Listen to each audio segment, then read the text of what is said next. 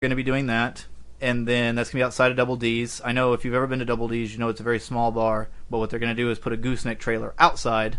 So we're going to have an outside show, which we've also never done. Those are, especially on trailer back, it's an experience because especially if your drummer really likes to hit his kick drum, yeah, it takes a minute to get used to the rocking. Yeah, we do a lot of car shows, so we've done a ton of those, and the first few minutes you're up there, it's like trying not to get seasick. So yeah, we're doing that one, and then Dixie Wrecked is playing again at the Bands Against Suicide event on August 5th. And then August 12th, we're going to play with Skytown, and I'm not sure who else, at Billy and Renee's. It'll be our second time to play with Skytown. Those guys are awesome. They are very awesome. One of my favorite local bands in Oklahoma, and just in general. Just a random story to go with Skytown. We did a Battle of the Bands 2 years ago now, at a biker compound out near Stroud. And someone will probably comment on this and be like, "It was called this." I don't remember. I've had a 51 Plymouth dropped on my head since we did this gig. That's true. And we made it like 2 or 3 rounds in, and we got matched up to go against Skytown. We played our set, and having had seen them, like 2 days in a row at this point, we're like, we lost. We don't give a shit. Let's and just scrambled off stage so we could watch them. That's how great those guys are. So if you haven't heard of them, take it from me. They're awesome. They do a bitchin' version of Tiny Dancer. Yes. They haven't broke it out in a while. They need to. That's what they kicked our ass with. Because the judges got to pick from your set list and told you these are the ones we want you to play. Oh, okay. And I don't remember what we played, but I remember what they played, and they kicked our ass with it. And Tiny Dancer was... I've never heard them play it. I need to hear them now. Oh, it's good.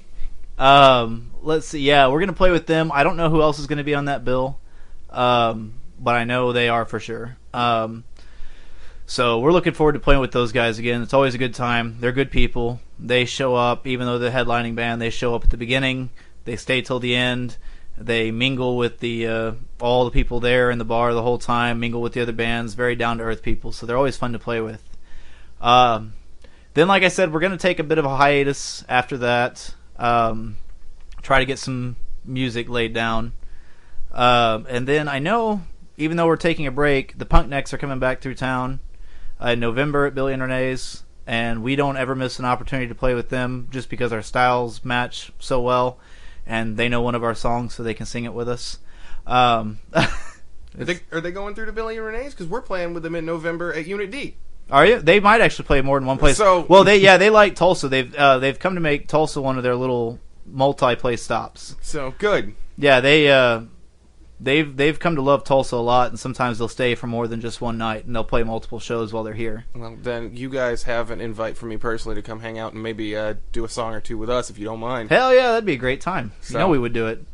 And then in December we're going to do the Wreck the Halls again. And I know I keep saying Billy and Renee's a lot, but that's just because it's so easy for us to book with them, and we know they'll do events like that for us. But yeah, we're going to do another Wreck the Halls. Last year we gave we were going to give the toys to one donation center, but they didn't take used clothing or used toys, and it was actually a lot harder to schedule a pickup with them than we thought it was going to be. So we ended up taking everything to the Ronald McDonald House. And this was the day before Christmas when we dropped it off. We did the show on the 23rd. We dropped it off Christmas Eve. They couldn't have been happier because we just came in with bags of gently used clothing and blankets and toys and baby walkers and everything. And they were just, where did all of this come from? So I told them to send a letter to Billy and Renee's thanking Billy and Renee's and all the bands that played. I think we might just go with them again next year because they're so easy to get along with. And again, you need people on the bill. You sign us up. We'll there. Yeah. And the cool thing about that one was we did that, and to kill any dead time for sure, in between sets, we had some of our local comedians come up, which is always a great thing around here. Yeah, we had Jackson Nichols set that up for us, and he went out and found me 5 or 6. I don't remember. I think it was 5, 6 including himself. Just local comedians to do sets in between. That way, while bands were breaking down and setting up, there wasn't just dead time or the jukebox going. You had somebody up there getting a chance to either cut their chops or refine some of their skills while they're doing their comedy. And there were some really funny people up there. Ryan Green was one of them. Katie Von Patten was up there. John W. Tyler, who is one of my favorite locals as well. Evan Hughes, Jackson himself. And I feel so bad. I know it's been almost a year, but I feel bad. There was another female who was actually very funny who went up there. I just can't think of her name off the top of my head. I'd have to look at my flyer back up some point. You see, you got to get yourself an excuse. I have bruised my brain so many times that I can just be like, no, it's the concussions. And at this point, it probably is. But yeah, that's our year looking out. And again, we're hoping to release an album. I think it'll be 5 originals, 5 funnies. And we'll probably sell it for like $10. It's like basically $1 a song, which you're going to get on iTunes anyways. Right. We've already got one sold, as weird as that sounds. No, I know exactly how that goes. And it's sold to somebody in Washington State. So, good friend of mine who came all the way from Washington down here to go to Rocklahoma and hang out with me, heard some of our stuff and was like, I have to have an album. So he handed me $10 and goes, whenever you guys get one. So his will be, keep number 1 for ourselves. Right. His will be number 2 off the press. We're all going to sign it and send it out to him. And then after that, guys, come and grab them from us. Awesome. So I think we've covered all of the stuff we had written down. So at this point, all the answers, and he's had no time to prepare, ladies and gentlemen. So I'm just gonna try to get a deeper insight into Roger's mind here. We'll ask some questions. So you've been doing how long have you been playing? I've been playing since I was 18. 18. I had to make sure I wasn't 17. 18, which is now 11 years. I was a late bloomer as far as music goes. I loved, like, everybody loves music, but I loved listening to music and trying things. Never really just picked up an instrument. I got one when I was 16. I got a guitar, and it looked cool, and I never learned to play it. And then when I was 18, I was going to church because there was a cute girl there. Not the right reason to go to church, but that's why I was there. The youth band that did like Wednesday night worship or whatever needed somebody to play bass, and because I was 18 and not one of the kids there anymore really, they asked me if I wanted to play. So I was like, sure, I'll learn. So they sat me down with a bass and gave me an instructional DVD, and I started learning. And I picked up the bass pretty quick. I'm not going to toot my own horn because there's a lot better out there, but I picked it up pretty quick and started rolling with it, and it just made sense to me. I guess that's the good thing about having something that has 4 strings on it. It's easy to make sense of it. And so, and even when I did things wrong on it, you know, you're playing for a church band. When you're practicing, they're not going to, you know, throw their beer bottle at you. It's just... That is an upside. Yeah, they'd be like, all right, well, we were playing this place, and your rhythm was a bit off on this. You know, you were plucking the strings too many times, or your transition was wrong, but it's all right, let's try it again. And so, really easy introduction into music. And then, from that, I bought guitars and started kind of learning. I have this problem where I don't like to play other people's music. I'm getting better at it because I'm realizing there's things you learn by playing other people's music. But I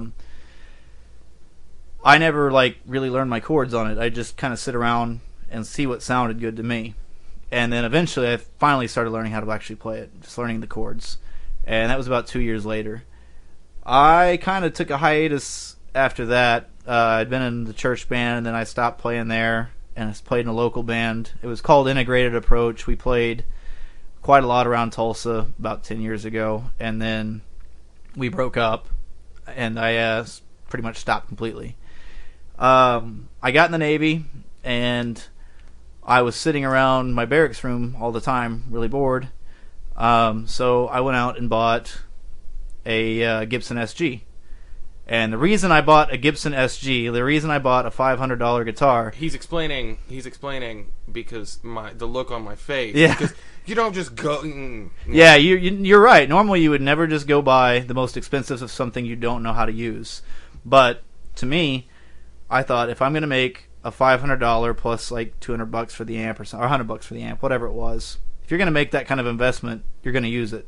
I think I was 22 at the time, so I'd kind of gotten to the point where when you buy something like that, you're going to use it. Yeah. You know, when you're 16 and somebody gives you a guitar for your birthday, you're like, oh, cool, and then it sits and collects dust. When you're 23 and you buy something that's that expensive, you're like, I'm going to learn how to use this damn thing. So I went and bought that and bought a little M audio box for my computer. I had a Mac, so it had GarageBand on it, so I could plug in and start learning and track my progress. Friggin' Macs. Yeah, I don't use them anymore. Right? Goes back to the thing I said at the beginning. So I learned how to play Wagon Wheel. That was the first song I learned on guitar, and it wasn't pretty to start, and it wasn't easy, but I did it, and then from there I've just learned how to play all kinds of different little things, whether it's a little bit of blues or rock or punk or country, obviously. I still actually had an Ibanez, the one I use on stage a lot now, the hollow body, that had been sitting in a case in my mom's house forever. I forgot I'd bought it years ago. It was like also a $250 guitar. But that was when I was younger, and it was like, oh, it's cool. And then you don't learn to use it. So now I've got those two guitars. I play them a lot. And then with bass, I've just continually progressed in trying to learn new things. Whether it's watching Flea or Victor Wooten or Les Claypool or any of those guys, I just try to pick up a little something here and there. And that's kind of how my musical progression has gone. I played in a band in Virginia while I was in the Navy with a bunch of my friends. It just so happened I was on a ship living with a friend I'd been basically in the Navy with since the beginning. He was a really great guitarist. I was a bassist. So, we started playing together. He was teaching me guitar along the way, and we happened to meet some guys on the ship that were like, hey, I play drums. Well, do you have a drum set? Yeah, it's in Alabama. I'll have it brought here. And so he came to live in our house, and he set up his drum set. And we had another guy who said, yeah, I play guitar. And he was a real bluesy Jimi Hendrix type player, so we brought him along, and before you know it, you got 4 guys living in the same house that have nothing to do better after getting off work than release some steam by drinking and playing music. And so we made ourselves a band. It was called Luck of the Draw, because that's how we felt we all came together. Solid band name. I liked it. There's a SoundCloud for it. We still have all of our music up. I love having it on there because it's just kind of one of those things you can look back on. Mostly not for the songs were good themselves, but the recording techniques we used, you can listen to them now and go, man, I've gotten better at that. Way better. And then, of course, I got here and we started Dixie Wrecked. And that's kind of how it went from me being 16 and getting a guitar I never used to now having guitars galore. I used to have a banjo. I finally let a friend buy that off me because I wasn't learning that one, but I sold a bass because I wasn't using it. I've got more instruments than I know what to do with sometimes. I definitely know how that goes. I've cut down though. I have gotten the addiction under control. But it's cool to. I always love to hear about people's progression and how they started with this kind of stuff, because my parents stuck a guitar in my hand at 3.5 years old, and we're like, that'll keep them out of trouble, and have regretted that decision ever since. Yeah, Lord forbid I ever have a kid. That'll probably be what I do. Yeah, so it's always cool. So so you've been around, and you've played in Tulsa, and you've also been a fan, obviously. I mean, because you have to wear 2 hats as a musician. You're a fan and a member of a band, and kind of look at things from both sides. So, favorite local show that you've ever been to? The Oklahoma Homegrown show. It was Skytown, Nick Nose, some other bands. But they put on a show at the Canes main stage, and the Canes was really reluctant to do it because they said local bands can't pull enough in a night to cover that. We'll get to that in a minute. Yeah, they just didn't think that, they've tried it before. They had tried it in the past, and local bands had never been able to sell out enough tickets to that main area to warrant opening it up for, to basically saying if there was somebody who was wanting to come through as a national act, no, we got a local show going on that night, which is business sense. I kind of get that. But Skytown said, no, we can make it happen. And it was them. I definitely know. That's what it was. Good Villains, Nick Nose, Good Villains, Skytown. They got those 3 bands together, and the Canes was packed. And not only did they cover the cost that you have to pay to play at Canes, all the bands came out with a really good amount of money in their pocket. So they covered their costs that you had to pay to basically lease the Canes for a night, plus 4-digit sums in their pockets when it was all said and done. Each of the bands, not just one of the bands. So seeing that Tulsa bands can sell out a venue that is now usually reserved for